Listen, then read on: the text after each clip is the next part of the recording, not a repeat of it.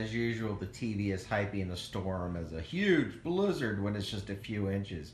Fact is, there's a few inches of snow on the ground, but watch these people still call it a life-threatening blizzard.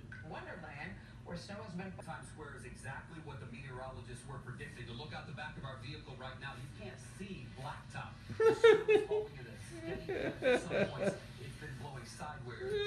This is the heart of New York City. It's where all the tourists come, right? Tourist. Look at the low winds. You can see you've got to have high winds to be a blizzard, you morons. Look, this morning, it is darn near empty. Crews have been cleaning the streets, so for the most part, there's not a big snow buildup here. Exactly. But watch him hype it. The storm starts to move in.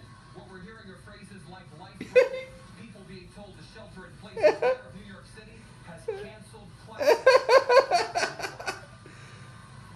The intense winter storm moved out of New York City in the early morning hours, turning the city that never sleeps into a ghost town.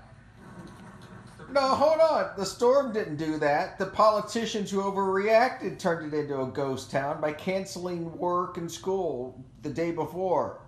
Wind gusts whipped through the deserted streets. At one point, the blizzard was dropping more than 2 inches of snow an hour. Ooh! An intense, Idiot. Stooge. Idiot. Back here in Times Square, Are you fucking kidding me? He's standing next to a plowed snow. Of course it's going to be... Oh, you fucking propagandist. all over his crews continue. Woo!